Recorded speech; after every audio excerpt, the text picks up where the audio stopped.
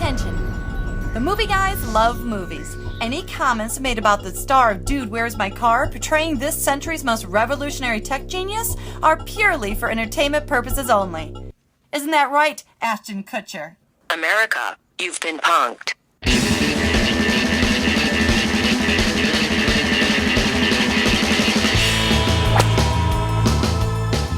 Oscar nomination for Ashton Kutcher?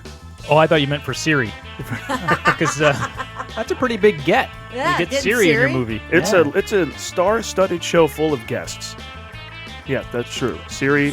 Maybe the one most known. No offense to anybody. The most household name. The most household name. Mm-hmm. Close personal friend of Sam Jackson's. Does anyone know if that's a real voice or a computer generated? Like from scratch? Can you do a voice completely from scratch? Sure. Technology being what it is. You really? Sure. You can't just. You don't have to base it on some actor or actress or coming in. No, you're asking a guy whose technological expertise and that goes as far as the speak and spell, but I don't know. Was that a guy? That was That was a guy. Yeah. That was a recording. Ah. Well, welcome to the movie Showcast, everybody. Part of the vast and sprawling movie guys empire. What happens in Vegas stays in Vegas. Except herpes. That shit will come back with you. You've reached ground zero for all things movies and comedy. We bring the two together right here on our show every week with rants, sketches, previews, characters, jokes, bits, special guests, a plethora of which we have, and more. You can expect that in the next hour or so as we broadcast from the Admirals Club in the beautiful heart of Burbank Airport's flyover zone. Catch us on iTunes and SoundCloud, and we're a video podcast. Go to YouTube, search a movie Showcast or the movie guys, we come right up. And don't forget, we're also available on badtomato.fm Fridays at 4 p.m. Eastern. Paul Preston here with Lee Caius and Karen Volpe. Adam Witt is off shooting a pilot, so alert the TSA. But filling in for us the whole for him with us for the whole show is actor, writer, producer, improv Swami, and big movie fan Paul Vaillancourt. Hey, everybody, Thank you very much. Paul Swami, Vaillancourt. that's nice. Thank you. Swami. I have a question. I actually hit the thesaurus for them because Guru is probably reserved for Del Close, right? Probably. I think he's the one. Yeah, I think I can presume humility that you wouldn't. No. Or would you call yourself a guru? I don't want to. No, I don't think so. A Swami. I'm just a guy trying to make it by in the improv world. I'm Swami. just a guy standing here in front of you, trying to tell you I love you. Yeah, exactly. Just trying to say yes and see what I can get going. Yes, Lee. I was wondering, how long did it take you to decide on Vaillancourt as your fake name? It was really easy. It was either that or Smith, and I felt like so many Smiths. Is that really your name or is that a stage name? No, that's my real Paul name. Vaillancourt. That's Isn't that so cool? regal. It's great, yeah. Yeah, Isn't it though? Thanks. absolutely. I feel like I'm It took me honored. forever to spell Paul it. Vaillancourt. Like when I finally graduated high school, I was like, finally, Vaillancourt, got it. Do people have any trouble when they see it? Can they make that transition to how it sounds? No, That sucks. no, and they can't spell it. From hearing it, they can't spell it backwards. Like What do they think it says? They think it says Vaillancourt. They make it fancier? Sure. Oh, there's an extra I in there. Vaillancourt or Villaincourt. Villaincourt would be a great cool, yeah. comic book name. Villaincourt. Now, would you change an actor name from Vaillancourt to Villaincourt, or is it just like, do people ever do that? Like change a letter? But then, are you typecasting yourself? Yeah, Or- right? I guess you are. Hi, For a I'm- lifetime I'm of Johnny Hero Smith. Like I mean, Johnny Hero. the other way, would you do it that way? Yeah. I mean, Christopher Walken ain't complaining playing the bad guy forever and a day. Yeah. But then again, who knows what he changed his name from? Everybody's Jewish, right? Who changes their name? Right. Vaillancourtstein? Who knows what That's he who was? it is. We Vaillancourt. shortened it at Ellis Island. Hey, we ask this of everybody who comes on the show. What's your favorite movie? My favorite movie is Hellboy. Wrong. Get out of here. We have yet to we have yet to find a guest who gets it right. What's the right answer? Yeah. I don't know. I don't know. Doesn't. Whatever. Hellboy. Hellboy. No kidding. For a long time, it was Blade Runner. Forever, but the movie that I watched the most, I feel like when I'm just like gonna watch him, just like, what am I gonna watch? Hellboy finds its way into the thing. Is that the one with the guy with the things? Yeah, Ron Perlman. Thank you. For those of you at home, it's the one with the guy with the things. But whenever So anybody just ask your video clerk. If you go back your in video time to store. the 80s, get in your time machine, go to the 80s. You gotta do this. Go into Watch your, Blade Runner in the theater, then come back. But if you do this, you might get legend. So you got to be careful in the 80s. But Whenever whenever over 40 references. You can also Good get like show. Loki, so maybe get like Thor, maybe get Avengers. You can get a ton of movies with this kind of. whenever anybody tells me that their favorite movie is Blade Runner, I always have to ask, have you seen Blade Runner? Yes, I've Okay, seen Blade Runner a 'cause- bunch of times. I saw it recently. It's not You like saw it's it recently. Clue. Like I've seen Blade Runner. That's a dig on our sound. legend, Jamie. No, I recently saw Blade Runner for only the second time in my life, and I can appreciate it for what it was at the time, but it's a slow burn, and it doesn't quite get there, and It is a slow burn, and that's why it's sort of over time I've sort of gotten away from Blade Runner, and I really like Hellboy. I just think it's such a great, Guillermo del Toro knows how to make a movie, and I just really love that movie. Oh, it's you'll great. like this, It's a great Karen. looking movie. He's been saying Hellboy, and the whole time I've been thinking Sin City. Oh, don't good. know. The Robert Rodriguez. This but there was guy. none of this in Sin City, Right, so that's all I'm saying. I don't know where I came What up is with she that. talking about? These movies aren't remotely close I to know, one another. that's- Outside of, they're not even syllabically. Well, doesn't Ron Perlman look a little like what's his nuts? Like Mickey Rourke? There you go. Yeah, no. Okay. One's red. yeah. That's a major difference. Yeah, one's red and has That's giant horn things on his head. What I like about the Hellboy Legend. franchise, Guillermo del Toro didn't just do all CGI. A lot of character makeup Yeah. in both the Hellboy movies. It brought me right back to the Cantina in Right? Star Wars. Would you like me to get the baton and start twirling it again? I just dig on the fact that, was something wrong? Was there something ever wrong with the guy in the mask? Instead we get the No, I fake like rubbery CGI character that you don't say this is that character right away. You say, that's CGI. But instead, I think the guy with the mask can act perfectly fine. Yeah, and Ron Perlman's made his whole career mostly being in a mask. His first big job was Beauty and the Beast. Yeah. all Yeah, a that's mask true. all the time. Yeah. Yeah. That was Ron Perlman. Yeah. Yes. Okay, Lee. Oh, The first time I saw him Welcome without a to the mask, I show. was like, "What's he doing without that mask on?" And then he still kind of looks crazy. He still kind of looks like a cat. That kind of looks still like a mask. Yeah. Ran I feel like into him. later in his career he'll peel that off and be Right? like, "That's Ron Perlman." Holy He looks like Tom Cruise. Oh my God, that guy is really into it. Method. Ron Perlman's been a character he's playing all these years. It's like a sub sort of plot he's been working on the whole time. Like the Guy Fawkes mask. You can eventually just buy the Ron Perlman mask, and it's his face. It's his just the face. face of Ron Perlman. Well, have you ever seen Ron Perlman and Johnny Depp in the same place? No. So I think Bingo. Character actor Johnny Depp. My wife will be so psyched. Oh my God. All right, You now should really later- watch Hellboy because Johnny Depp's in it. Johnny Depp is He Hellboy. plays Ron Perlman. Playing Hellboy. Makes perfect sense. Wow, you could get her to watch a lot of movies that way. Get I'd me to steal watch that it. if you Yeah. didn't blow it on the air in front of Karen. dang it. Now, later in the show, we'll be celebrating Shark Movie Week. The Discovery Channel just ended Shark Week, and traditionally that's when over here at the Movie Guys channel, we fire up Shark Movie Week. And we'll have the star of the shark-centric film Open Water, Daniel Travis, here on the show to kick things around. Which is pretty cool. And lest we forget, it's another huge August weekend at the movies. So fear not, we will bring you our patented spoilerless previews of everything coming out, including Oscar and NAACP award bait, The Butler. No. The title won't leave you wondering what it's all about, action film Kick-Ass 2. We celebrate back-to-school days with Ashton Kutcher as a college dropout and founder of Apple Computers in Jobs. And later... I was born and raised in Brooklyn. My father was a security guard for over 32 years, with nothing to show for it. I've spent years on the ground floor refining my skills, in hopes that one day I'd make enough to take care of my old man. All I needed was a chance. I'm gonna make you rich. That is a clip from Paranoia, Oh. where the guy gets rich doing nefarious things in the world of high-techery, which I know nothing about. Do you think we'll learn anything about it from this movie? No, not even from Isn't our his jokes. dad played by Richard Dreyfuss?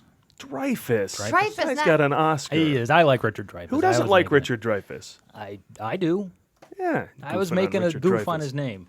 But he. I think he's this funny. the tech credentials of this movie are somewhat suspect because in the trailer they show a wind-up robot, which is like, oh, that's gonna be high tech. Like, oh, I've been on the ground floor making these wind-up bug robots forever. I'm on top of Fantastic. shit. Because I want to be like 1980s Clash of the Titans. How does it happen that Jobs comes out the same week as that movie? Exactly. Right? That's- There's all no wind up conspiracy. shit in Jobs. yeah, because Well, there's that. Sebastian Kutcher. What? That's not No nice one to said that. say. Well, listen, I'm still pretty shocked that there are so many movies opening up in the dog days of August. I guess they're promoting air conditioning as much as content, but we shouldn't waste any time. Lee, let's talk about The Butler, or as it was retitled, Lee Daniels The Butler, or as we like to call it, Lee Daniels The Butler, based on the novel Push by Sapphire.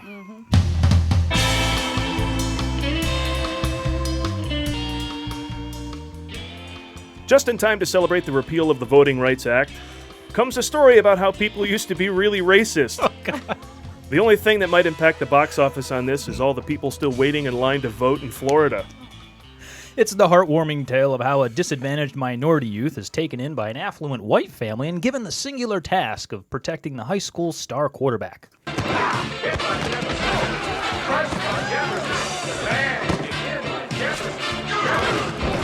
It's a poorly mixed soundbite, isn't it? What was that? That was Forrest Fast Times Whitaker. at Ridgemont High. Smashing the shit out of the team and the other team, in fact. Hit some by reason- Jefferson. Jefferson on the tackle. Tackle by Jefferson. I thought it was from The Blind Side. I was That's like, the- that's it the- could be any yeah, number that's- of these movies. That's the pull the rug out move from Muddy. Anyway, forget it. Man. Let's see. Here's the plot. Forrest Whitaker, America's most beloved Forrest that's not retarded, plays Cecil Gaines, a butler who worked in the White House from the Eisenhower administration through the Reagan years. We see history unfold through his eyes, just like the Forrest that's retarded. Oh my God. Unbelievable. The tumultuous history of civil rights is seen through Cecil's perspective in proximity to those presidents that decided to take a stand or not until history's ultimate blow against racism, which is, of course, the nomination of this movie for an Oscar. It's a story for the ages, those ages being 40 to 60.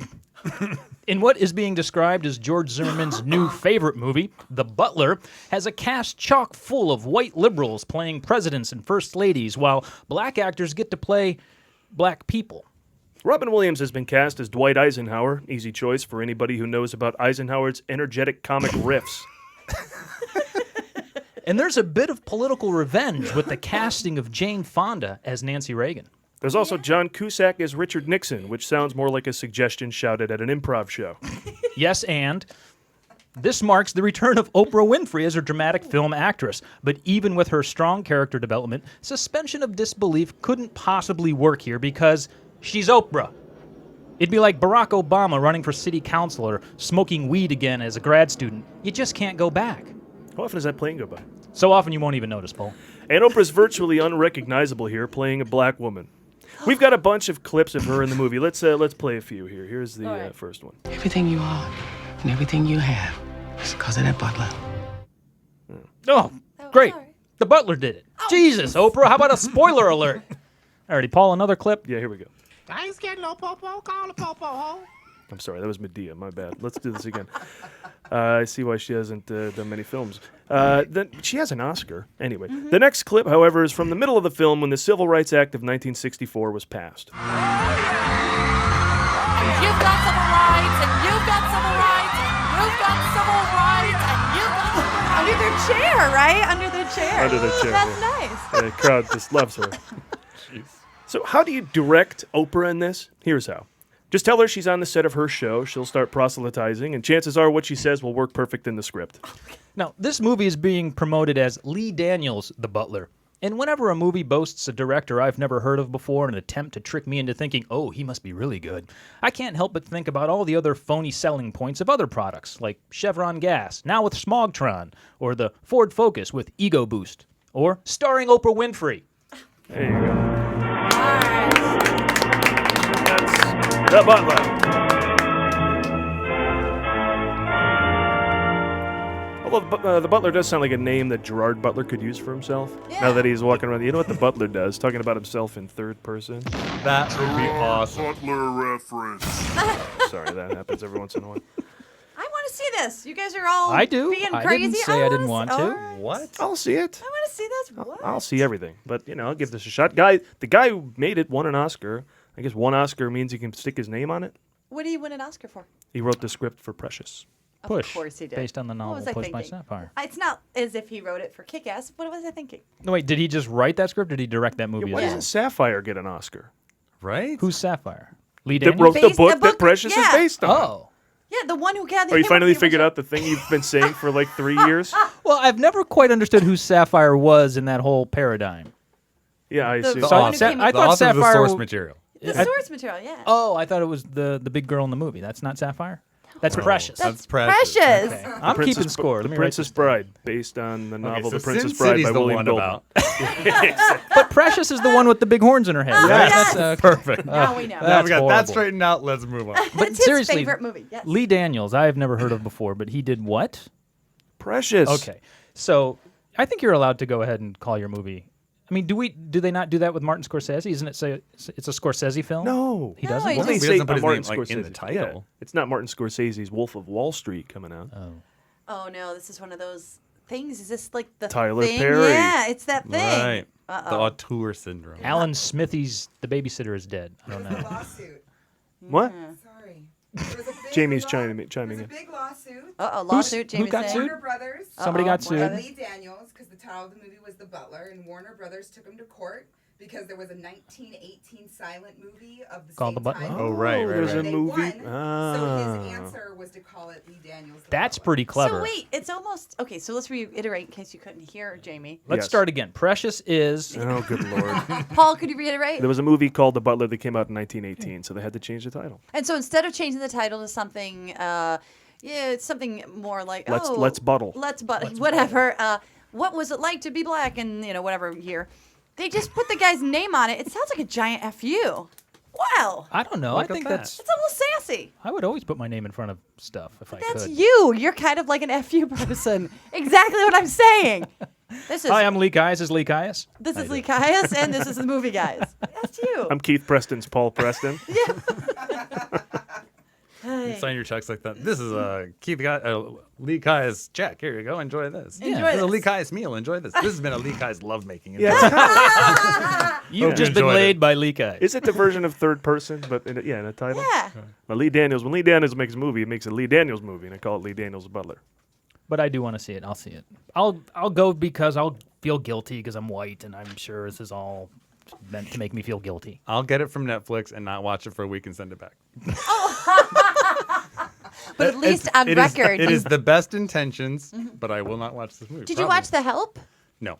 Oh, then you won't watch this But movie. I do like Forrest Whitaker, and I will recommend Ghost Dog, the Way of the Samurai. Ghost Dog is a great movie. There you go. Now we're kicking it. Love that movie. Excellent. That's a great movie. That's Ghost a good Dog, Forrest Whitaker yeah. movie right there. Amen. Yeah, Ghost like Dog, the Way of the movie of Samurai. our guest, please. Like one of the movies our guest brings up. We're on the same page. Absolutely. That's a great soundtrack That is too. Yeah, that You is have the great that- soundtrack. that is a good movie. Jarmusch. That's a Jim Jarmusch film. Yeah, I he's love. good.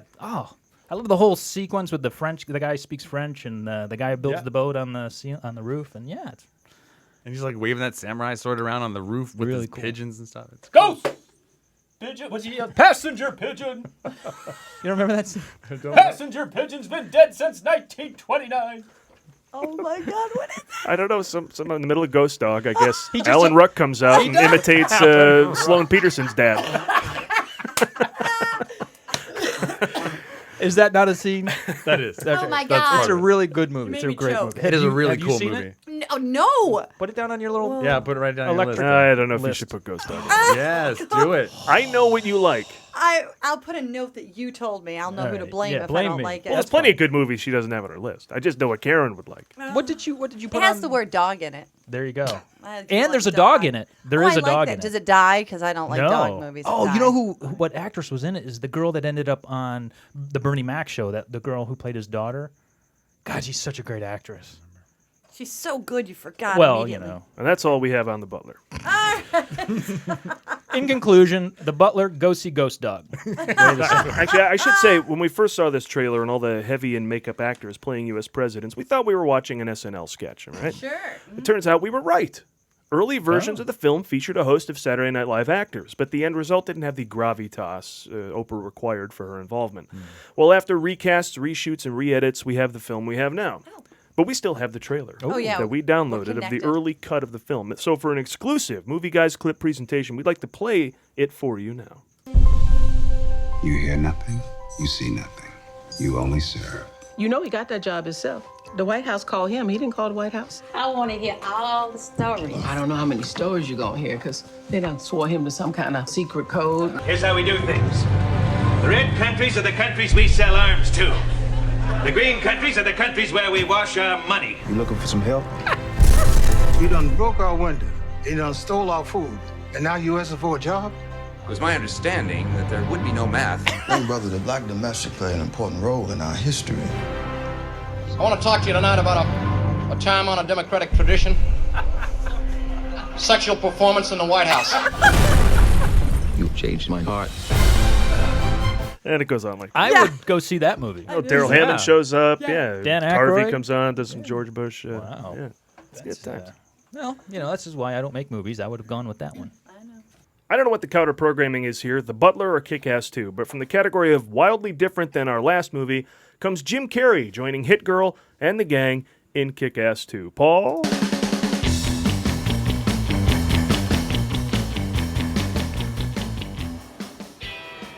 Just when you wondered when this summer was going to get around to releasing a fucking superhero sequel already, comes Kick-Ass 2, the sequel to 2010's Kick-Ass, the R-rated cure for family-friendly costume adventure. Aaron Taylor Johnson returns as Dave Lewski, the alter ego of Kick-Ass, the homemade superhero of the original who pulls no punches. He re-teams with Hit Girl, played by Chloe Grace Moretz, and the sidekick's so cool that she makes Robin look like a girl. Together, they continue the mission started by her father, Big Daddy, played in the original film by Nicolas Cage, during a brief hint of respectability over the last 10 years of his career.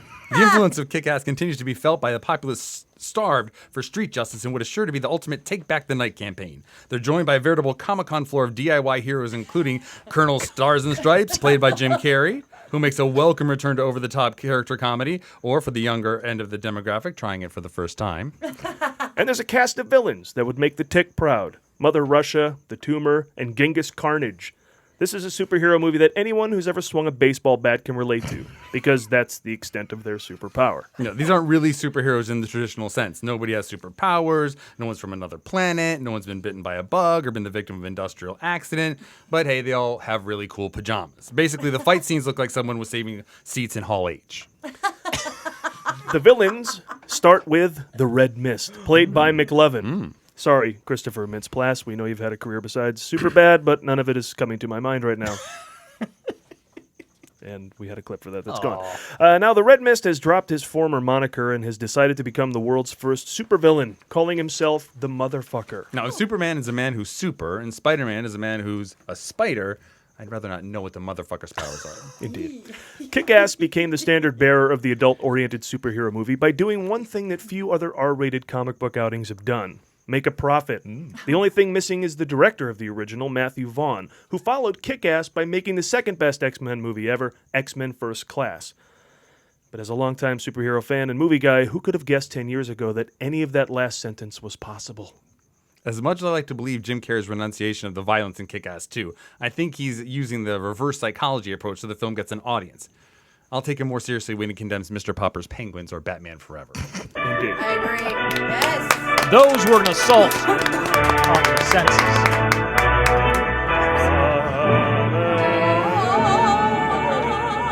I want to see this because I still haven't been able to figure out where in that movie Jim Carrey is.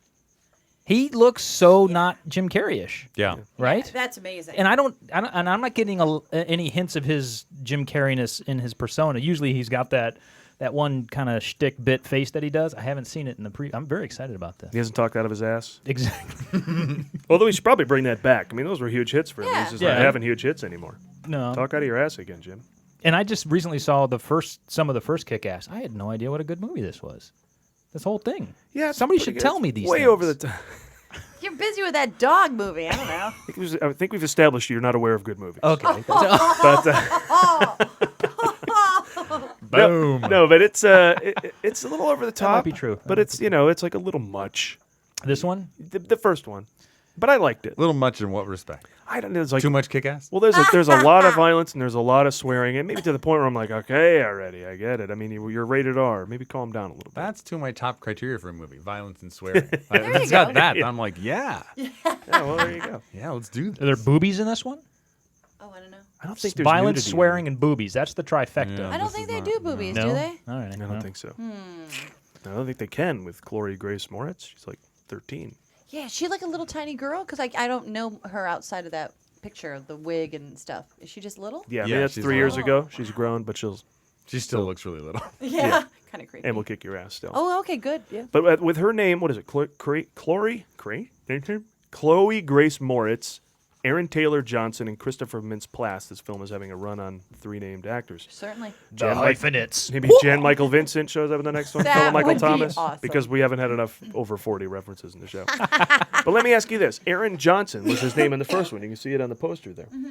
But now he met Sam Taylor Wood, I think the producer of the movie Nowhere Boy. She worked on the film woman, Nowhere yes. Boy. Yeah, where he played John Lennon. So he changed his name to Aaron Taylor Johnson. Adorable or giant pussy move? Are they dating or married? It's an adorable pussy move is what it is. Yeah. Why? Just because he took her name instead? That's why I gave it a little bit of both. I said, I can understand as a woman why you wouldn't want to give up your name and your identity. But at the same time, as a dude, you just can't make that move, can you? He took the half. He took the half of it, too. He didn't become Wood. Yeah. He took the Taylor hyphenate, put that in the middle of his name. Oh, it's like a little new middle name. And she's like 60, right? I don't know. Like, no, I think she's 40-something, but they still got about it's a May 15, December 20 years romance before him. going on there. It's sort of like in some ways, it's an empty gesture because it's like, okay, fine, I'll take the first part of your last name. My last name's still my last name. I got this. That's like my middle name. I never go by that. Yeah. The only time that's going to really come into play is in TSA, and that's going to confuse everybody. Right? Yeah, that would be the part Ashton I'd worry didn't about. do it. Ashton didn't do Ashton Kutcher Moore. Willis. Nobody does it. Yeah. Guys don't do it, except not for this done. guy. And I'm wondering if he's breaking ground or if he's, douchey. I don't know. I'm going a little bit of douchey. I'm going to say douchey. Or British. I can't tell the difference sometimes. Yeah, and I should point out, this still qualifies as a trailer when we saw the trailer because someone got bit in the balls. Normally, hitting the balls means it's a movie trailer. Right. Okay. Yeah. They didn't have it. It's but required. bit in the balls, still a trailer. Good. All right, so that leads us to... All right, we're halfway through the Yeah, show. it's lots of movies Well, halfway opening. through these previews, at least, because it's Yeah, a big movie good weekend. Lord. Don't sound so excited about it. Well, let's take a brief... it's August movies. They're yeah. only about half of them are going to be good. I agree. But there's going to be a lot of them. Because, we're not so sure we think it's going to make the money in July against your big movies. And it's not. It's going to be better than the September fall stuff when we start getting Oscar releases and everything that's mainstream goes to... August. What So. we lack in quality, we make up in quantity. So let's take a detour from the previews and engage in a right. little... What did you see? What did you see this week? Thank you. And I bring up this segment Yes. for Lee because Thank you. I didn't see anything. What'd you see? I saw something which I'm very excited to say I saw because I get to say this. It wasn't the movie I expected. Oh my God, it never is. It never is. That's Paul, that is his thing.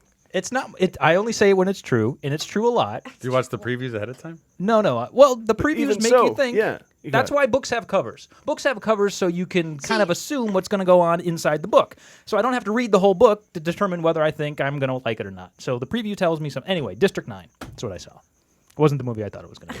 And is that good or bad? Me saying it's not the movie I thought it was is never a qualification of good or bad. It's Oh. just not what I was expecting. The Neil Blomkamp. But you've liked movies and not liked movies with that caveat. Exactly. So what about this one? This one I liked. Oh, okay. Yeah. Wasn't thrilled with it. I wasn't knocked out by it. I don't know if it was Oscar worthy. It had a very odd pace and rhythm to it. Then you realize it all takes place in like 3 days, so you understand kind of the truncated tone and nature of how the plot just kind of leaps along. But it wasn't what I thought it was going to be. I thought it was going to be this big allegory for, immigration or segregation or some, battle of the clash of the castes in society, which was kind of the backdrop for it. But it's about, the prawn that wants to go home, E.T. wants to go home, and Brundlefly gets turned into an alien. That's what it's about.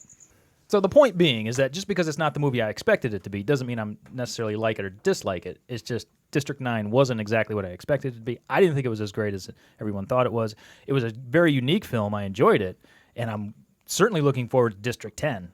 Because it literally ends with, see you in 3 years. I get it's not the determining factor, but you say that about a lot of movies. They trick me every time. Isn't it? But I would think that's always a good thing. But that's a Well, good thing, maybe, I guess. Maybe not. There's a lot of movies out there that are exactly... I'm sure We're the Millers has no big surprises in it. I'm pretty sure that's the movie I expected Yeah, you're to probably be. right. Probably.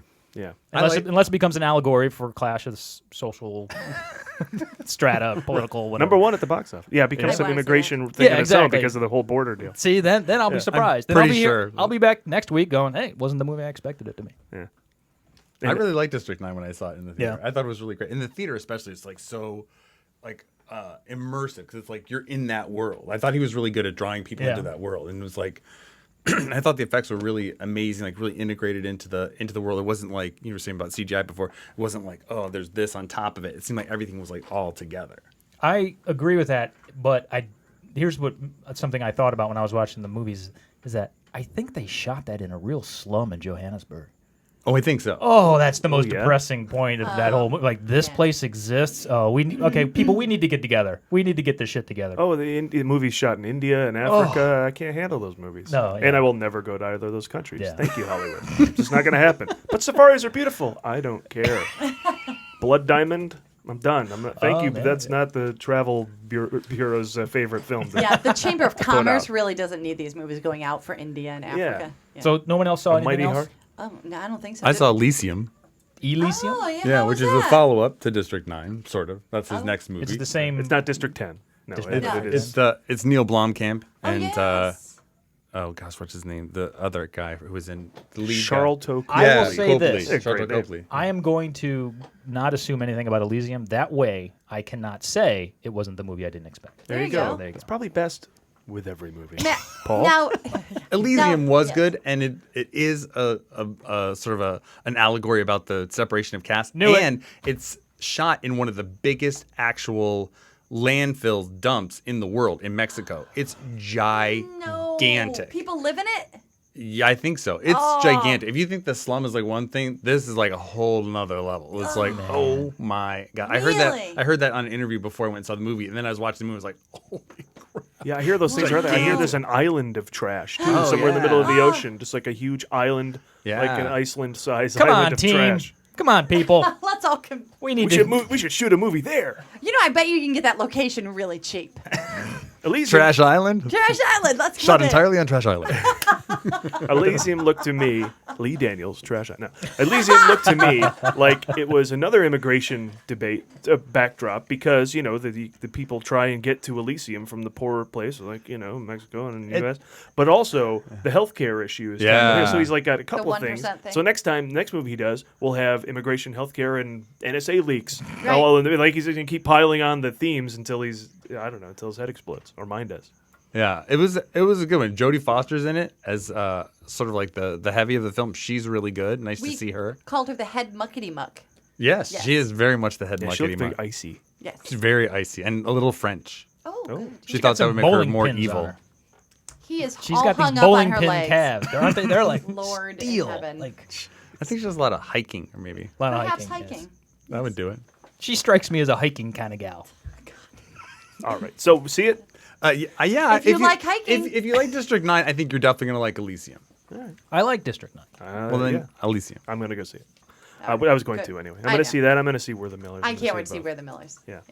All right, so what do we got? Next up, a slap in the face to all unemployed Americans who will show up to the movie theater looking for work. It's Jobs.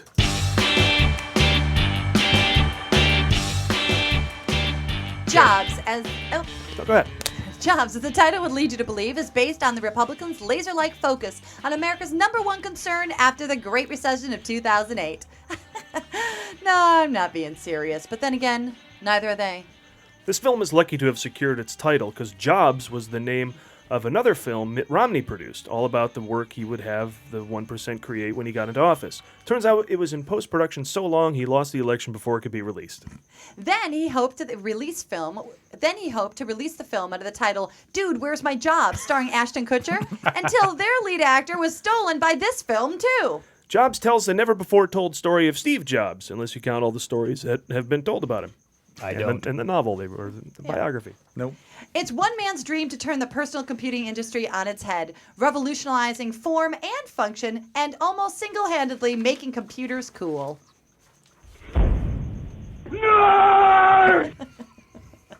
This biography, for people who don't like to read or overhear things, tells a story of how Steve Jobs combined the computer and the typewriter to create Apple computers, and how he later eliminated the typewriter part to create the iPad.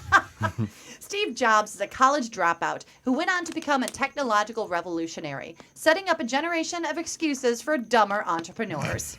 Yes, this movie is as much an inspirational story about one man's quest to follow his dreams as it is a cautionary tale. Look, there's nothing wrong with having a passion and following your heart's desire, but just remember, a lot of dudes have walked off a college campus barefoot and ready to change the world, only to end up giving us the Commodore 64 instead of an iMac. Soon after leaving school, Jobs received a capital investment that allowed Apple to become one of the most worked upon computers in Starbucks lobby history. Jack Black's stunt double Josh Gad plays Steve Wozniak, and Ashton Kutcher, as we mentioned, was cast to play Steve Jobs by the Resemble casting agency, the same people that cast Jamie Foxx in Ray and Morgan Freeman in Invictus. Which brings up a question. Was Steve Jobs really that good looking? Or is Ashton Kutcher not as hunky as Demi Moore thought? Will he punk us all and show us he can act? Spoiler alert, he dies in the end. Oh, hey. How dare you give that away? I know we said we'd be spoiler free. Oh, man. It's news, folks. News. So, You know, I saw a thing that was running around Facebook today where Ashton Kutcher had made a speech at some sort of Teen Choice Awards. Did you guys see that? And I did. I find him so much sexier now after hearing that speech, because I always thought he was kind of this floppy-haired, tall, skinny kind of surfer guy. Steve Jobs or Ashton Kutcher? Oh, Ashton Kutcher. Oh, okay. I don't really Steve know Jobs Steve Jobs. did not give a speech at the Kids' Choice Awards. And if he did, way creepy. Yes. Yeah. But Ashton Kutcher went up there, and I thought, he's going to be Ashton Kutcher-y. And he went up, and one of the things he said was, I just want you kids to know that being sexy is right up here. It's how smart you are. And it was funny because it's in your hair. It's in your hair. It's right here. Rub it in, Ashton. Rub it in. He was funny because he went up there, the girls are screaming and stuff, and the longer he talked, the more sense he was making, and it was kind of an intelligent, well-rounded, focused, thoughtful speech, and the less screaming and the more like, was coming from the audience. They were kind of deflated. Still, he had to fight all that because the kids Yeah. are so programmed by the producers To of those shows scream. that just go, wow! He comes out, And he's like, okay. woo, I love you, wah! And he's like, I'm trying to say some real shit. Right. And then, And there's just the And sound of he's kids reconsidering their dreams. What have I been doing? Yeah, he even comes out and he says, I just want you to know that Ashton Kutcher is not really my name. My middle name's Ashton. My name's Chris. And I just Chris used Kutcher. Ashton because that's what they told me to use when I'm acting. But let me tell you about what Chris knows. And he went on, and I was like, I love you more and more. Have you seen I Chris's? fell in love with him. He said there's a job, he's never been above a job he's had in his life. And he was talking about jobs that he had cleaning the floor, and he had this other job, and he always respected those jobs. And He's the kids actually- are like, what? He had a job cleaning the floor? Yeah, like a janitor or some shit. But that's when he was Chris. For like an hour? Not when he was Ashton. He was like cleaning the floor shirtless. They're like, hold on. Hold on. Can you do that slow and turn this way? Come on over here. We are starting up a brand called Abercrombie & Fitch. You've got our qualifications pretty much nailed down. Yeah, it's just for the cool kids, that line of clothes. Oh, skinny cool kids. Have you ever seen his brother? No. Ooh. No. Are you saying he's hot? Jeb Kutcher? Oh. No. It's like twins. It's like the Arnold Schwarzenegger and then everything that's left over. Was, You got all the leftover genes. No, I'm sure he's a nice guy. I'm sure he's got a lot going for him. But it's a good thing the sexy's all up here. Exactly. He's got- here. He gave a speech at the Old Spanish Tavern the other night. I tell you guys something. This is where sexy is. Anyway. But what's funny is that his brother brings to mind this phenomenon that I think exists where two people can look so much alike and then nothing at all at the same time. Like Tom Cruise and Michael Dukakis, they look a lot alike, but nothing at all. Really alike. But no one would Yeah. sleep with Michael Yeah. Dukakis. Like Sybil Shepherd and Carl Malden, they're pretty much the spitting image Okay, I of each don't other. think that's true. Paul, you maybe just have to enough? pull some clips so we can see this. That YouTube, you have to put them next to each Seriously, Do I? Rick Moranis and my buddy Rob look exactly alike, but nothing at all. And who would know? All right, enough Rob. with your wacky theories. But it's true. I have a hard time believing that he's going to be good in this movie, though, because I was watching the trailer and I heard him say, you only get to do so many things that you want in your life. Only get to do so many. That's like Ashton Kutcher. Just Yeah, saying that's the those lines. floppy-haired And guy, it made yeah. me sort of harken back, if I can harken back to Harken away. We're harkening. Dangerous Liaisons, where a young Keanu Reeves said this famous line, "Oh, my lady," which I was like, what are we doing? Why? Time out, Paul. I want you to do it again. Oh, my lady. Yes. It's The just sacred can't- words. It just bleeds through. I'm like, that's Keanu Reeves. How did he stumble into this court? Oh, my lady. God, and he had floppy hair in that. Right? It wasn't So good. he was like the piano teacher or something. Oh, And it was I horrible. wonder if Ashton Kutcher's going to be the same thing. It's like, oh, Ashton Kutcher's hanging out with Steve Wozniak. How'd that happen? That happened. Like a crazy someone must have been. comic book crossover team up. Is Steve Jobs sexy, Karen? Not Ashton Kutcher. Steve Jobs. I want both those answered. Ashton Kutcher wasn't until I heard that speech. Okay. And then I don't know much about Steve Jobs, but I do know that Kathy Griffin was hanging out with Wozniak. Yes. Yeah. He was adorable. I really enjoyed that. So he wasn't exactly sexy, but it was really funny. He looks cuddly. He was cuddly, and he was Wozniak really looks charming. like a kind of guy you'd... And he's one of these guys that this. Now you guys I've probably said too much. You probably don't know this because you're good-looking normal guys, but sometimes Well, when thank you're you. sometimes when you're a chick and you're hanging out with that guy that thinks he's a little less than like the greatest, they pay attention to you differently than good-looking guys do. Do you know what I mean? Like you guys are just kind of go and great and go back to your phone. These Wozniak dudes, they hang on what you're saying, and it's very sexy. I'm sorry, were you saying something? So you're saying You that women know. women should look for a guy who thinks that she's out of their league. Kinda, because they pay Well, more right, you attention. should. So guys What? date up, women date down. Sort of. Oh, that's good to know. I like this. I like You this have philosophy. to have the guy date up, I guess. Is that what I did? I don't know what we Theory did. works out great for you, doesn't it, honey? Just someone meets like Steve Wozniak. Let's just cuddle on this gigantic bed of money, Right? whatever. You know? Well, look, I hate to be the pessimist. But when you were talking about Ashton's little speech about how he's a regular guy, it's easy to say when there's a limousine waiting to take you to your helicopter to go to your island and sleep on a pile of money. I can say that all day. Hey, I had it tough like you. Oh, gotta go. Right. I was married to Demi Moore. Not enough. Hey, before we hit our I wanna final move on. film, Yes? speaking of jobs, Karen wanted to ask our guest here, Paul. Oh, yeah. In a career, then performance and all that, did you ever do a stupid job in acting? Because we've talked about, I think, Yeah, even on the I've air done about how tons we of were stupid like jobs. dressed up as Uncle Sam back in Chicago in Grant Park, giving out free coupons for Great American Bagel, Yeah. dressed as Uncle Sam, and I don't even know what the hell you were, Well, but you had a tricorn on. Here's so. the thing. I was George Washington, and he was Uncle Sam, and we were working for the Great American Bagel But Company. you look nothing like George Washington. Well, there is that, but the best part is that if you watch the video, I am a 5'6" girl who is relatively skinny, and the costume fit me, and they both fit me. So when Paul put the costume on, it came to the middle of his arm, quite fit me. and it went almost up to his calf. Oh, it was so awful. He couldn't put it on all the way. It was so funny. You? When I was in high school or college, I did a job for a day or two. They were opening a Little Caesars pizzeria, like pizza, you know? And I was Mr. Courtesy. And I like wore a tuxedo and just like opened the door for like the denizens of Little You Caesars. were the butler for Little Pretty Caesars. much. They need that again. Have you seen how been into one of those lately and seen how No. stale they are? Oh, Yeah, that's classy. There's like white walls, like a glowing Pepsi cooler, and just there's like the Well, anyone the who goes into Little plainest Caesars isn't going signs. to hang around there. They're going to get their two pizzas and like huddle back into the shadows where they came from. Like, pizza. Before someone sees them. Yeah, the bright light is actually a deterrent to keep them out of there. Like They don't have tables. It's a counter. There's no place They to don't sit. want Get them the to fuck hang out. around. Come in, get your pizza. It's like a drug deal. Come in, $5, get your no pizza, get out. change. $5, no change. Go. So it's kind of like you would dress kind of like a little cockroach, and you'd I welcome them. I was dressed honestly in a tuxedo.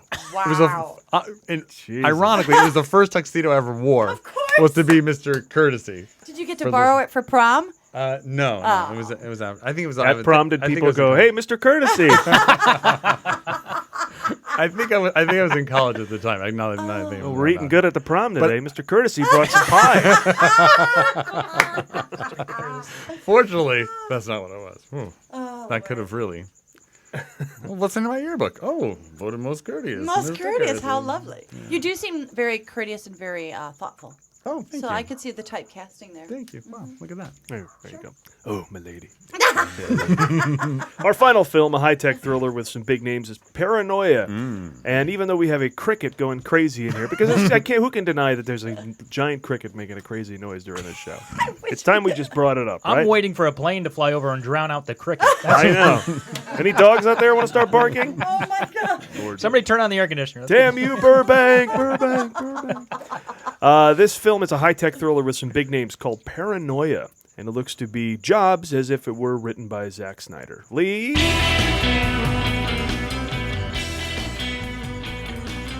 In Paranoia, two cell phone companies are spying on each other, yet somehow it's not a documentary about Apple and Samsung.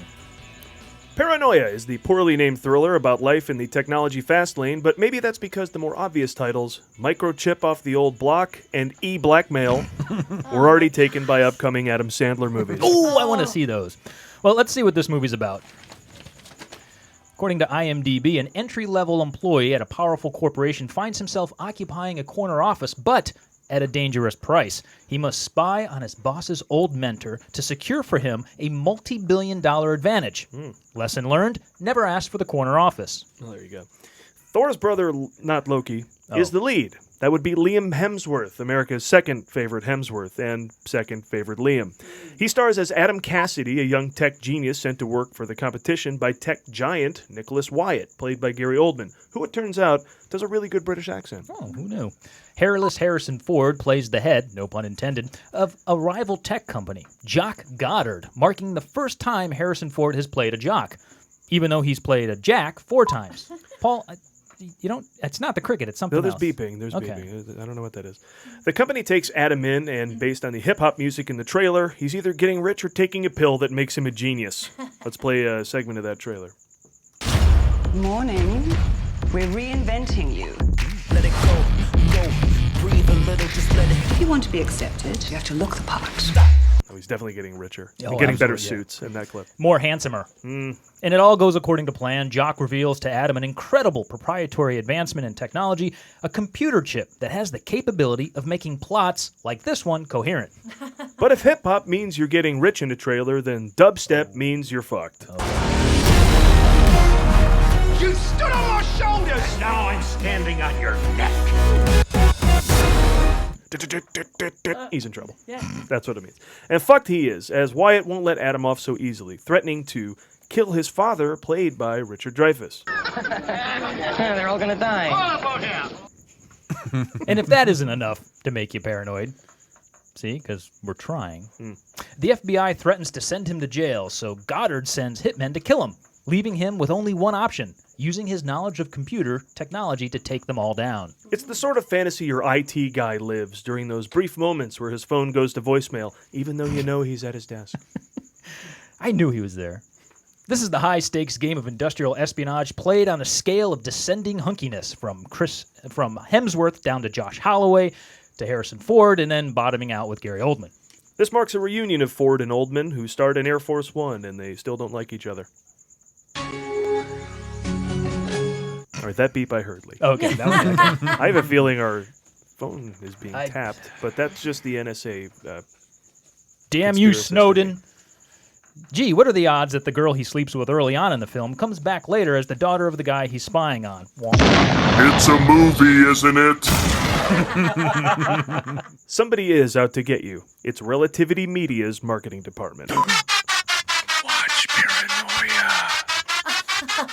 Oh, that was creepy. That was creepy. Rough to get through. It's rough to get through that preview. That was rough. Is it going to be that rough to get through the movie?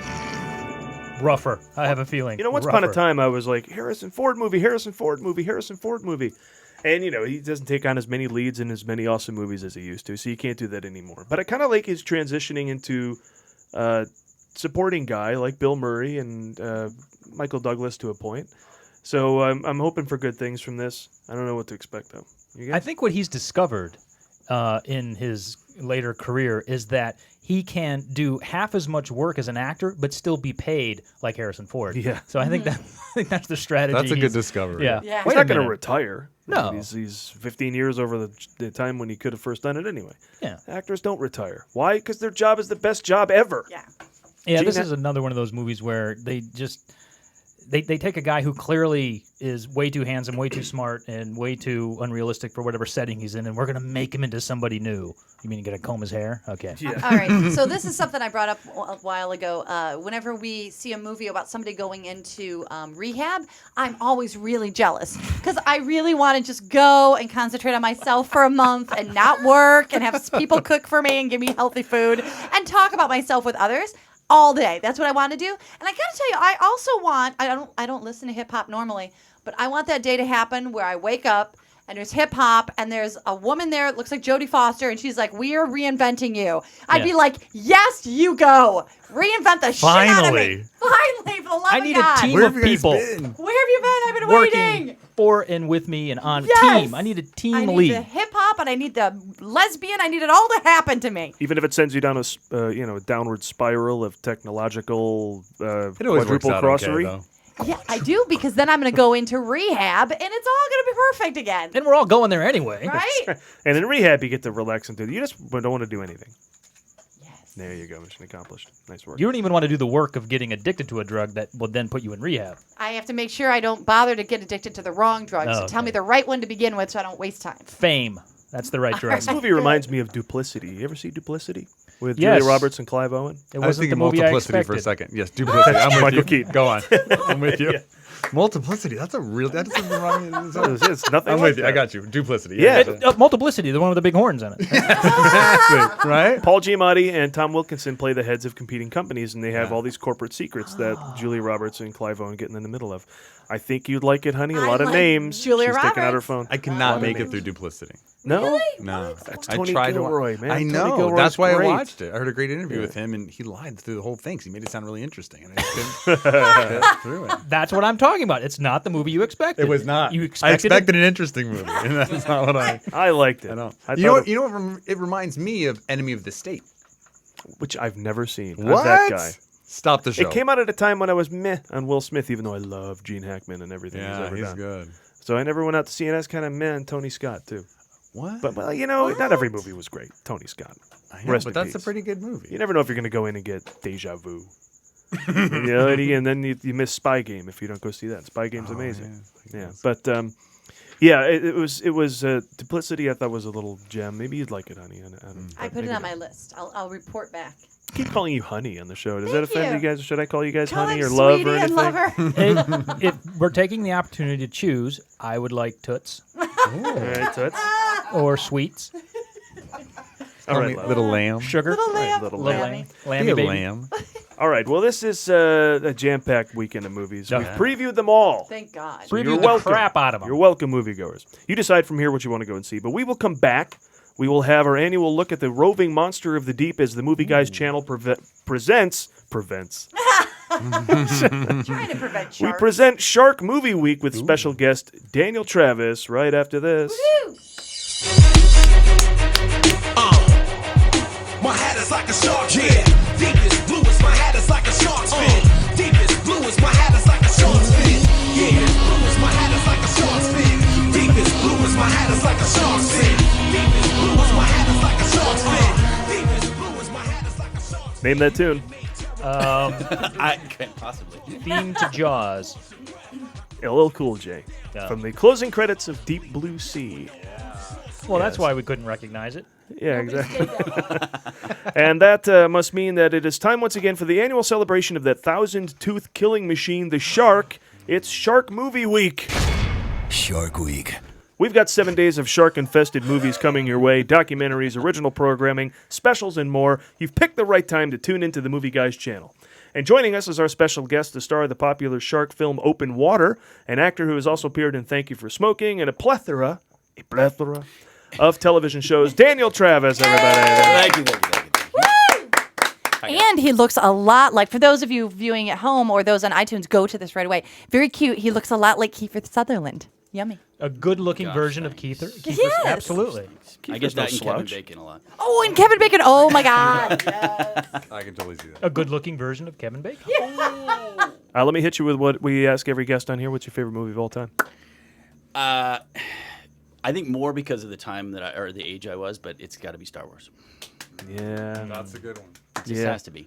Yeah, not to date ourselves, but that was one of the first big movies I saw in the theater. My dad's like, let's go see this thing that's supposed to be fun. And it was like transformative. You know, like, yeah, it was like the greatest thing ever. You can't possibly pick your favorite movie without knowing where you were, what it was, how it moved your life at that time kind of thing. I think that sort of has to be relevant. Now, how is it that you determine it's your favorite movie? I would like everyone to explain that. Because I watched this and you guys were asking the question and I had to come up with, I had to sit here and literally think about it. No, what for I a mean to minute say and is like... So panic. Exactly. Panic and fear. improvisation. And I know I'm going to get asked this question. Now, is so it the movie you think it's the best movie or just your favorite because... Well, mine is my favorite. Okay. Yeah, Raiders of the Lost Ark is my favorite film of all time. Is it the best movie of all time? I can make a case, but Okay. you can make a case for so many Raiders other is in movies. my top 5, definitely. Oh, yeah.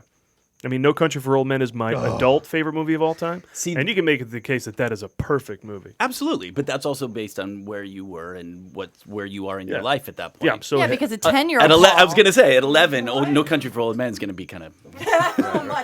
Right, but when I was... Don't give it away. 18, watching Raiders of the Lost Ark.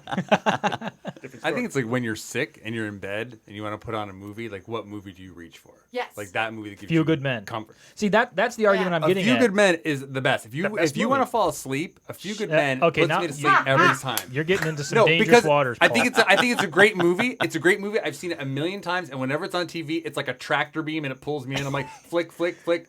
There goes the rest of the day. This is what happens to me with that movie. It is on TV, and it is on the shelf on a DVD behind me. But I will watch it on TV over the course of 4 hours and 27 commercials, or I could just put it in. No, I'm going to watch it on at TV. a more convenient time. You're in it. You feel, that's you right. feel like you're involved with a whole bunch of other people watching it at Yep. the same time. It's a communal experience. But the reason I brought it up is that's not. I think it's probably one of the best movies out there, but it might not be the best movie. But it's a movie I can watch no matter what. I can watch that movie at any. I can come into the middle of it. I can come into the beginning of it. I can watch bits and pieces, the whole thing. There are better movies that are more of an emotional investment for me that I can't watch. I can't watch them again. They're better than Few Good Men, but I just can't see them again. So that's what I was wondering. I am that way with Platoon. There you go. I cannot. Yeah, that was an experience I had. I needed. It took me a couple of days to come off the wall from that movie, and yeah. Yeah, I worked at a movie theater when that was in the theaters. Oh my god! And I just kept going in to watch it. I loved it. I kept, no, don't get me wrong. I leave love the that concession movie. stand, go in and peek and watch my favorite scenes. Dark, crazy movie, but man, that was just so great to watch. It's a great movie. I just can't go there that often. Yeah, one of my favorite films of all time, Requiem for a Dream. Not recommended viewing for more than once every couple of years. Yeah, exactly. Perfect example. Yeah. Exactly. One movie to watch, not segue. One movie to watch, not right before you go to sleep, is the one I mentioned. Daniel was the star in, and this is almost like an anniversary of sorts because it was 10 years ago. Yes. You shot Open Water. Yeah, over the course of 2 years or so. Yeah. Or 2 or 3. Was continuity a problem with that? Sorry? Was continuity a problem with let that? me explain real quick. Continuity was ridiculous for that movie. It was hysterical. Let me explain what it was about for anyone who hasn't seen it. You should. Open Water is a story of a couple of people who are stranded in a scuba expedition. The boat disappears when they come up out of the water, and they're just kind of stuck there, and you're with them the whole movie. And so if you've seen it, then you've seen Daniel, because it's him and Blanchard, is that her name, right? Yeah. Who are the two leads in the film. So there's sharks in the movie that I thought for sure were computer generated, but I'm told they're not. You are correct. They were not. And why? But you're swimming right above them. No, with them, actually. Alongside them. Yeah. That was actually where all the money for the budget went. I mean, we were eating peanut butter jelly sandwiches, but they spent the most money getting the sharks. Because sharks hate the taste of peanut butter. Those sharks actually had been in more movies than I have. Wait a minute. Wait. Back I'm up. not kidding. This group of sharks, this pod, or I think pod is correct. Shark Pack. Shark Pack, exactly. Is that true, Ball? Gaggle? I'm here to learn. Gaggle, a murder of sharks. Yeah. I mean like the old time Rat Pack. These sharks would hang out together, go to clubs together, pick up chicks. Yeah. They drink and tell jokes. My head is like he's a real killer. Exactly. These guys were the company that we worked with used this same group of sharks for a lot of other films, and they had just done the Charlie's Angels movie was down there doing a underwater sequence, a couple of Bond movies, and yeah, these are very well trained sharks, but they're wild. So we literally pulled the boat up the first day to shoot, and the minute the boat engine stopped, the blue water just kind of got gray, and they sort of bubbled up, and it was 1, then it was 2, then it was 20, then it was 40, and my co-star Blanchard was initially, she was all gung ho, and Are you sure you didn't get some locals drifting in? Exactly. Well, and then there's some strays that aren't. They're non-union sharks trying to crash the set. Mitch. What's Mitch doing? I haven't seen Mitch in years. I'm gonna swim on over. Exactly. Just to get their SAG card. Exactly. Maybe they won't notice. And she was all gung ho. We got there, and the minute this sort of bubble up sort of happened, because they're used to being fed and they can hear the boat motors. So as soon as the boat motor stops, they know they're going to get some food. And Like extras. Exactly. It's very similar. Like Blanche. Exactly. We're just basically here for the crafty. I think that's them. Exactly. Oh, lunch. Look. Yeah, and she just looked at me and said, I can't do this. I can't do this. God. And, at that point, we're, 18 miles offshore on a boat. And I'm like, tough shit, you're going to do it. There's no options at this point. And we gently worked our way into it. But it got to a point where we had too many sharks to shoot. So And by that, you mean one. One is too many. One is too many. We wanted just one in a bunch of the shots, and we got 20. So we would have to wait until they dissipated a little bit. But I actually... I'm people think I'm crazy for saying that. I actually really enjoyed it. I liked being able to swim with them. I would wander off in between takes and go down and dive with them a little bit and then come back up. What kind of shark were they? They were gray reef sharks. The pussy sharks. Actually, it's like garter snakes of sharks. Yeah. Come on, be honest. Exactly. They had all their teeth removed, right? They were all gumming. All gummed. Yeah. But there were some bull sharks as well, and they are very aggressive. And a couple of other, we actually saw a couple of hammerheads that they weren't part of the shoot, but while we were on the dives for the shoot, we actually saw some of the hammerheads as well. So I had no idea you could wrangle sharks. There are companies you could personally go down right now and go play around with them. Totally. Wait, where was this? Did you say? I'm sorry. That part, we shot the shark footage in one location in the Bahamas, and actually those guys they work on Shark Week all the time. They made quite a career out of. Wait a minute. Are you saying Shark Week hires actor sharks? It's possible. It could be. Well, reality television. So let me ask you though, did you ever have any consideration to just doing it in a pool? No. We didn't. And so 18 miles offshore is what had to be done.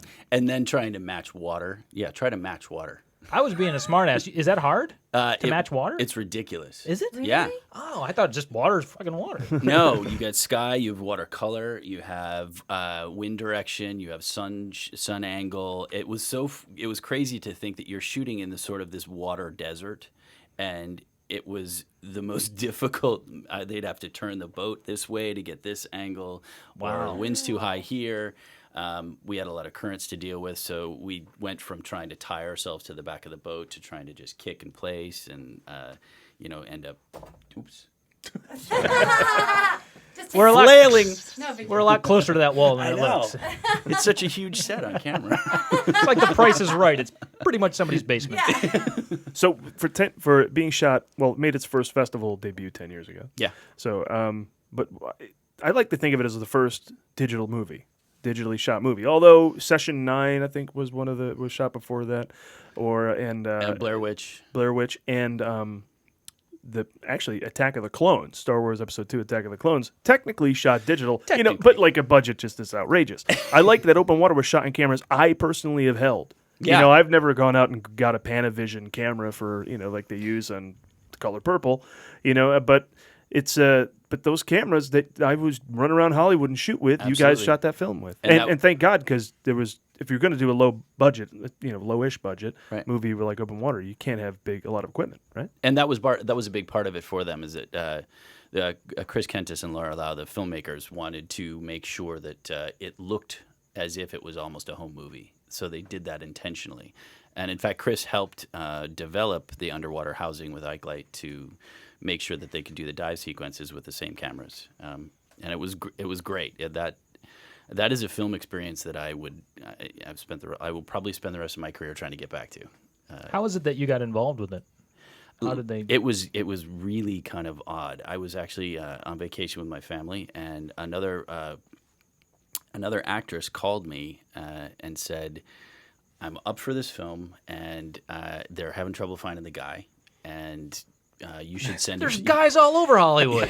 You should send your stuff to this person. And I said, "I'm on vacation. I'm in Michigan," and she exotic Michigan. Yeah, exotic Michigan. I can't possibly get back to Hollywood. This was before you could sort of put yourself on tape and just send it off. Yeah. And so I called him and said, I'm on a family vacation, and he said, I'll wait. And we went back, and it was a series of auditions. I had no idea what the movie was about.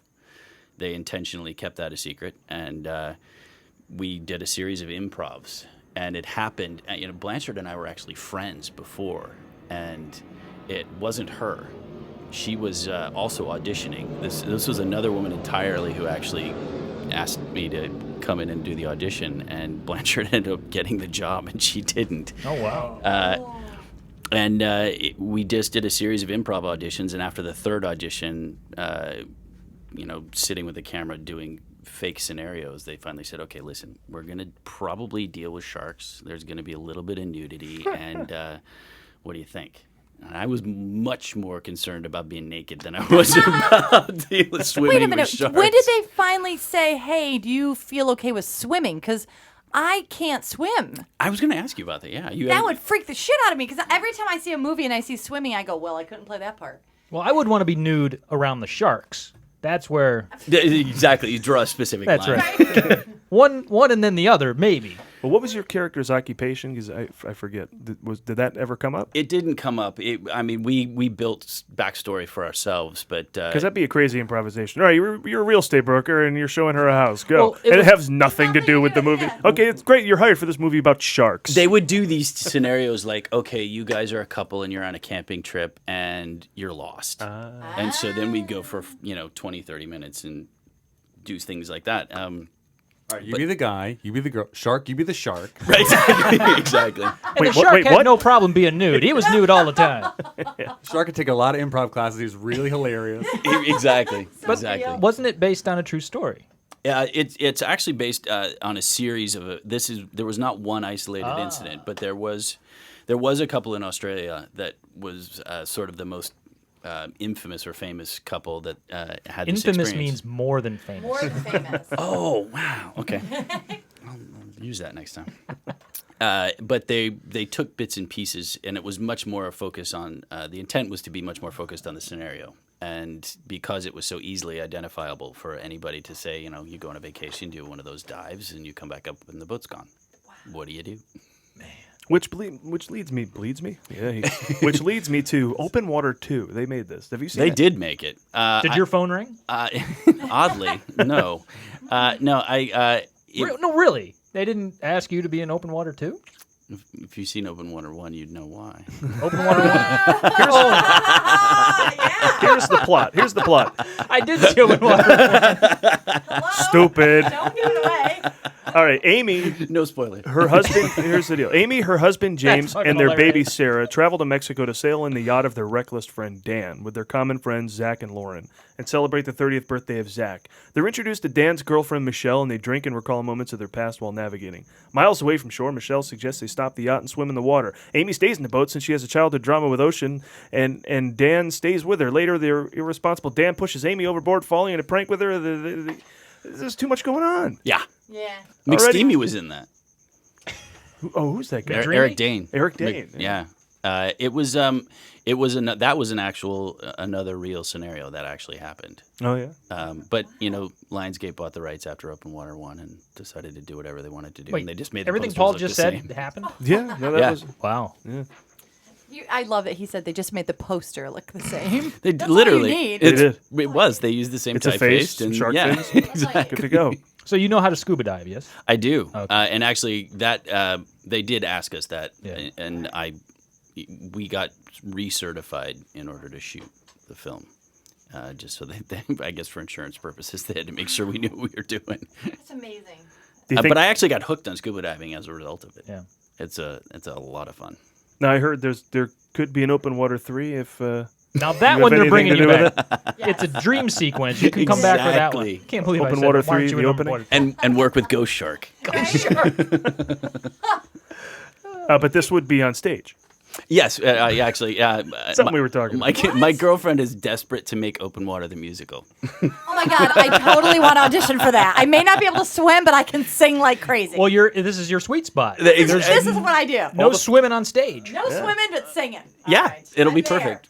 Yeah, she's been teasing me for quite a while, and actually, when I told her I was going to come on and do the show, she said, "I got to get the score finished." See? Well, there is Silence of the Lambs musical. Yeah. Yes, so there is. There absolutely should be Open Water the musical. I think it's a great idea. The Jets are going to get the sharks. Exactly. Oh my God, all of the sharks could have this great dance and song and dance number. It's a brilliant idea. Brilliant. Funny. Yeah. Yeah. Well, I think we can all probably expect that soon, based on what I've seen on Broadway. Why not? Open water. What the hell? I know the Sharks We had agent. Shrek. We had. What's I that? know the Sharks agent. I'll give him a call and see if he can See if get they- those sharks. They've got a really high quote. Sharky, who originated the role of Shark. Here's an interesting fact. Karen Googled you. I did. Oh yeah, do you have the You ever picture? Google yourself? I this is have not.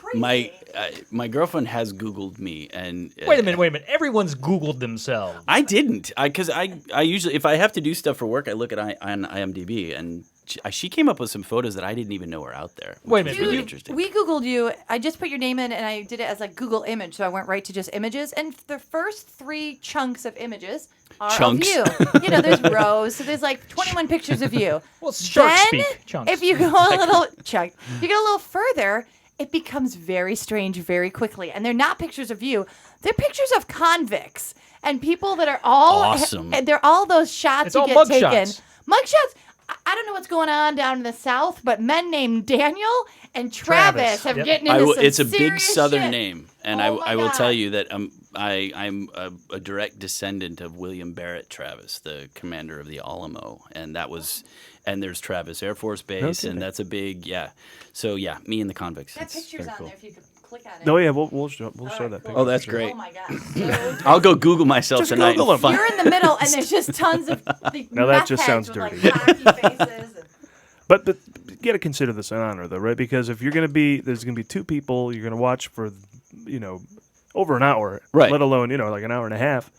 I mean, what's the last time we did that? Will Smith and I Am Legend. You're watching him most of the Tom movie. Hanks. And Tom the Hanks dog. and Castaway. Castaway. Yeah, so it's kind of an honor. So when you get a script that you are literally on every page, you're like, oh, absolutely, yes, I'll be doing this. You don't say no to that. It was there wasn't a full script when we said yes. They didn't. We helped them figure that out. So that was.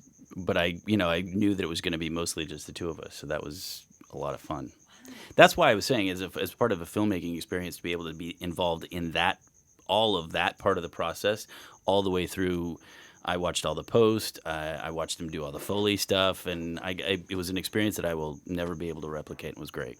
What we were talking about before, you were sitting here listening to a lot of our show. I was. We talked about stupid jobs people have had as an actor. Oh, So- I tried to think about that one too. Yeah, have you ever had anything like that? I didn't have a stupid actor job. I've had a lot of stupid jobs, but I didn't. I worked at a Bennigan's for about 2 weeks, and it was back in the days when they had the 30 minutes or less or it's free kind of thing at At lunch. Bennigan's?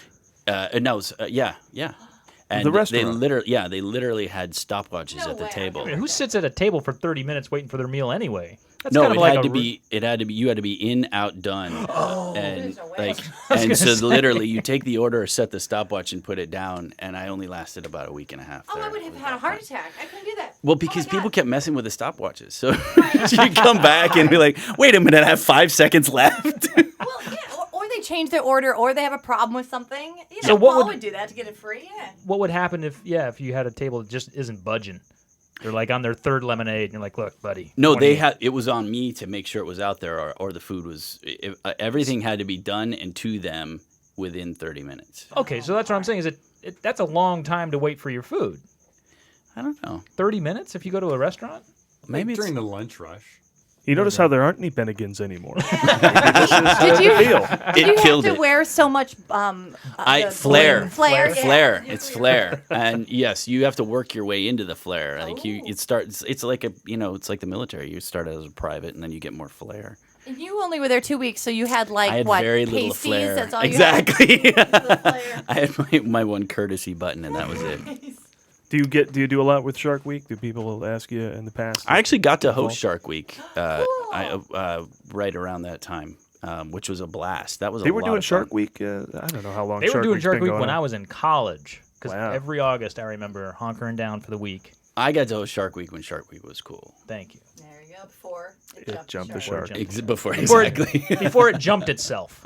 Exactly. All right. Well, now it's time for Shark Movie Week's annual countdown of the top 10 best shark movies of all time.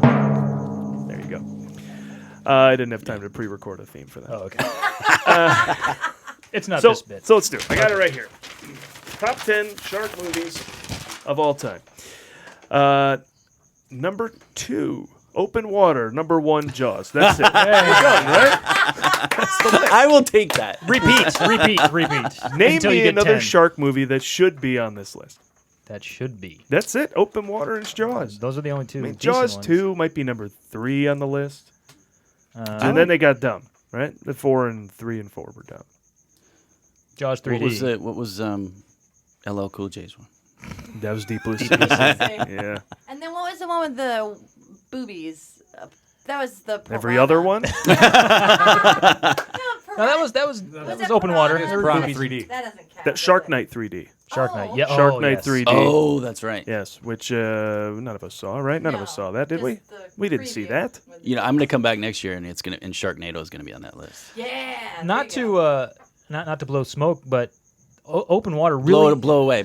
Open water really is the only other shark movie you could have made after Jaws. Because after Jaws, you can't do that. You can't go up. You have to go down.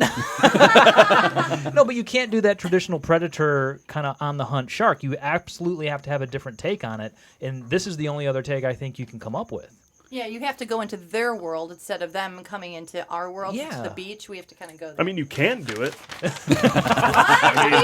And then you get red water, sand sharks, raging sharks, swamp shark, snow shark. Wow. Which has me curious. Yes. You know, the river's frozen, but the ocean freezes. I mean, I don't know what happens in that. Bait. Super shark, creature, shark zone. Yeah, and then they had to get weird because they ran out. And they went Then they got weird. Sharktopus. and then it got weird. Sharktopus versus Mega Shark versus Giant Octopus versus Crocosaurus and all this type of stuff. So.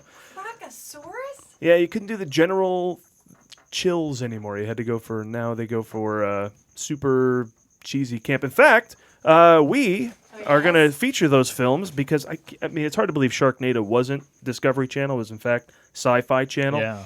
But it has launched a number of low-rent science fiction, freak of nature movies, and we'll be airing them all week here on Shark Movie Week. So we got some press on the whole thing, too. You guys have your Hollywood Reporters? I got my most All right. recent edition. Go ahead and Does grab the everyone else? magazine. Exactly. We're going to go through these films so our viewers at home don't miss a minute of the exciting action. We're going to tell you what's playing here all week on Shark Movie Week. Let's see. Next Monday at 8. Don't miss Laserfish versus Shrimptodon. Featuring Tracy Gold and Who's the Boss's Danny Pintaro. Pintaro not quite carving out a Gordon Levitt-esque career. And also this Friday at 10 p.m. we present Ninja Shark versus Mega Beaver. Ooh, it's probably good that it starts so late. I'll be watching that one. Looks like this Saturday at 7:30, Daniel Baldwin and Nikki Cox in Sharktopus versus Porcubear. Skunktopus. Skunktopus. Very different. Oh, yeah. Sharktopus is different than Skunktopus. Yeah, it makes much more sense. Unrealistic the other way. Do you want to start that one over? Skunktopus. Porcubear. This Sunday at 6, Robo Hornet versus Tyrannosaurus Eel. Of course. Featuring Steve Guttenberg and Paris Hilton. Oh, yeah. Love Steve Guttenberg. Now, does that mean, is she the Tyrannosaurus Eel then? Let's just Yes, say she's yes. tall and skinny like that. Next Tuesday at 9, don't miss Paranoia. How do you say that, honey? Tarantula. Tarantula, certainly, of course. Tarantula versus Deathsquito. Ooh, the Deathsquito. Shark Movie Week peaks next Wednesday with Electro Viper versus Hippopotadragon. Say that 3 times fast. Featuring Rob Schneider and Megan Fox. Oh, how the mighty have fallen. Oh, Megan. Next Sunday at 8, gather the family around the TV for Zombie Shark versus Troglafrog. Featuring Tommy Wiseau. Oh, that makes sense. I think he's in the lead. I think he plays Troglaflog. This Saturday at 5, Octomom versus Jerry Springer. Well, that's a real thing. Yeah, that just makes sense. That's not even funny. Next Tuesday, there's a very special time, 11 a.m., so gather the kids for Octocock versus Megajugs. Cast yet to be determined. Yeah, of course. And next Tuesday at 7:30, Notting Hill. Oh, well, that's lovely. Isn't that lovely? That's the scariest of them all. All right, so that's what's coming up You know on Shark Movie Week. For weeks after Notting Hill, I couldn't go into the water. That'll do it to you. All right, so special thanks to Daniel Travis for coming on for our Shark Movie Week. Well, we have to pack that up for another year. What a shame. We won't see Shark Movie Week again for another year. But good to have you here, and we'll be right back with Karen's big segment. Yes, this is where we talk about the birthdays of sharks. So. and other folks who were having birthdays this week. We'll be right back.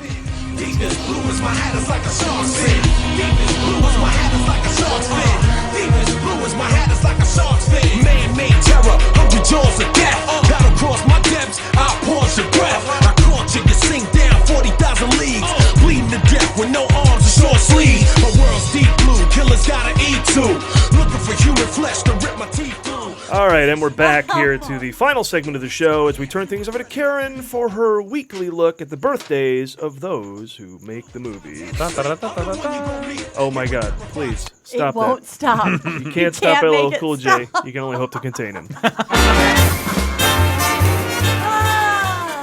Wouldn't it be great if I said starting off the birthdays this week with LL Cool J? But that's not going to happen. Not so much. I It would don't not know. be great. No. We'd have to play that song again. Oh, no, let's not do that then. But instead, I'm going to say we'd like to wish a happy birthday to the great Steve Martin, who turned 67. Oh, good Lord, 67. 67. I know, don't think about it too much. It's frightening. But he could play anywhere from a wild and crazy guy to the 5-string banjo. We all know Steve Martin as a stand-up comedian with an arrow through his head, or the celebrated host of SNL, but did you know he was a member of Mensa, the organization for people with extremely high IQs? So now I open it up to the floor, and even you guys. Does anybody else know at least one or two members of Mensa? And let me just tell you, Personally or like celebrity types? celebrity types. And these are not people that Ashton are Kutcher. No. Good guess. But these are not people you would go, oh, yes, they're very bright. Well, okay. The list of people Yes, I would do you say they're know? not very bright. That's a Yes. long one. So let's Yeah, start right. to narrow it down. There's, I have a list of a whole bunch. So wait, members but in Hollywood. the Right. hint is they're not very bright. Well, you don't look and go, oh, there's Steve Jobs, and you look and go, he'd be Mensa. You look and go, oh, Woody really? Harrelson. I can't begin. No. Ooh, Jeff Foxworthy. That's a good guess, though. That's a good guess. no. But Ooh, Jeff Goldblum. All right. Ooh, These Jennifer are Love women. Hewitt. I was going to say, start guessing women. No. Miley Jodie Cyrus. Foster. Jodie Foster's got to be in there. You know what? You would think so, but no, Sharon Stone. That's a Well, you know, that's like I can that. see her doing it. Because she's diabolical. That's why. No, that's close, though. And Gina then- Davis. Yes. No shit? Yeah. Oh, I pulled that one out of my ball. On to the lightning round. Olympian Gina Davis. Yes, right? With the bow and arrow? Wow. Yeah. Tall and smart. Who do you think, Jamie? It's the little boy from Modern Family. his Yes. son. Rico Yeah. Rodriguez. No, the Oh. The other one, the white one. Yep. I don't know his name either. Oh, I saw thought the it was picture. Brickhouse. What's his name? And also Goldie Hawn. No. Okay. Yes, I double checked. Quentin Tarantino. Wait, did you find Get this- outta here. Did you Quentin find? Tarantino? Quentin Tarantino. What? Are you getting your information from the internet? Of course. Well, then it James might not be accurate. Woods and Glenn Headley. Headley. Headley. All right, so that's. I just thought that was fun. So next up, happy birthday to the mother of 4, Madonna, who turns 54. And I got to tell you, I think that Madonna just forgot to die. I was thinking about this earlier today. Madonna came up and she was sexy and she was to die. She just forgot. She was like blonde and hot and got it going on. Then she got in her 30s, and that's when she should have died, right? From Marilyn Monroe status. Or even Nicole, what's her name? Not Kidman. Nicole. What's her face? The other Did it Nicole right. Brown Simpson. What are we Right, talking about? Richie. The blonde bombshell Right. from The Playboy. What was her name? Yeah. Anna Nicole Anna Smith. Anna Nicole Smith. Smith. Right. She did it right. No, Madonna, she just kept waiting to die, and then she forgot or something, and now she's 54. She did too much yoga. And now stunt- she's like defied death. You can't die if you Or do that much stirring yoga. tribute to Madonna. Continue. I know, honestly- yes. I think she should be older than what? What is she? 54. Seems like she should be a lot older than that. She looks great, though. Been Yeah. around. Well, what are her She cohorts? looks great though. Is that what you said? Well, for 54. Because here's the thing. I'm only 20. Princes are the same hold on. age. Keep in mind, What? she's rich. Yeah, that's true. No If one. you're rich and 54 and you look like that, you're misspending your money. Like, what are you spending it You know, on? you got a point though, because I was looking at her plastic surgery compared to other 54-year-olds, Right. and she has a different doctor because her face doesn't look like the other ones who get that look. Right. She went has- to the British plastic surgeon guy. So they all Maybe. look like Hugh Grant. Yeah, she looks more like Hugh Grant. She's than- been spending her money on a vocal coach, so she has that British accent now. She's like, Right. I'm Madonna. I'm Madonna. It makes me look younger. Governor. I love yoga. I was gonna say now. I was saying we all know Shanghai Surprise. She bombed in that, and Oh, also Who's That Girl was a horrible movie. Yeah. But there was a huge, amazing role that she was given and Evita? turned down. Oh, turned it down? And then the other person became a huge movie star. Does anyone know? President of Mensa. No. Wait, the one she turned down Yeah, catapulted somebody to stardom. And she said she turned down the role because it was Wait, too Pretty mushy. Woman. No, mushy. too mushy. And it's a movie you love. That's the thing. Really? She would have killed it. So this Indiana is- Jones? Linda Hamilton and Terminator. No. Good guess. Too mushy. That's not mushy. Speed. No, that's not much. Renee Zellweger from Jerry Maguire. No, that's a good guess. But she was already 60 at that time. Yes, It's like yes. 80s. You're talking 80s. I'm talking 80s. She was already Whoopi Goldberg in The Color Purple. Yes. How did you know? Oh, my God. Michelle Pfeiffer in The Fabulous Baker Boys. Oh. She would have killed that movie. Like in what way? We never In would have like heard of it. You never would have heard of it. She would have sung it all It would have crazy been and nasal. And, swept away.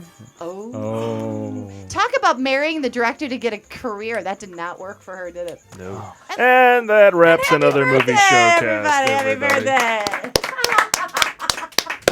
All right, so that's the show, and together we are the Movie Guys. Individually, we are. Yeah, Me, love it. Preston. Guy. Follow us on Twitter at The Movie Guys, on Facebook at facebook.com/The Movie Guys, as well as on YouTube, iTunes, SoundCloud, the whole dizzle.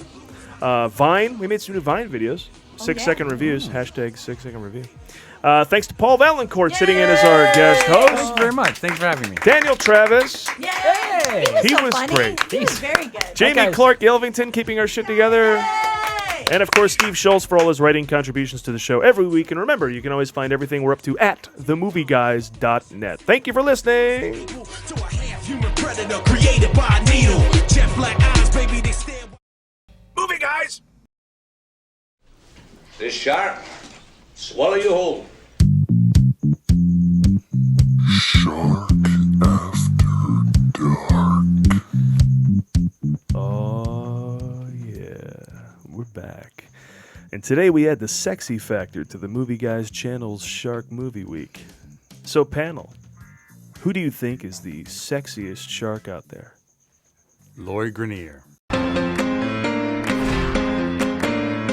Jabberjaw. Hey, where's the tablet, gang? Land shark. Land shark. Daniel? Will Smith. What's happening, baby? Looking good, ladies. That's all we have time for.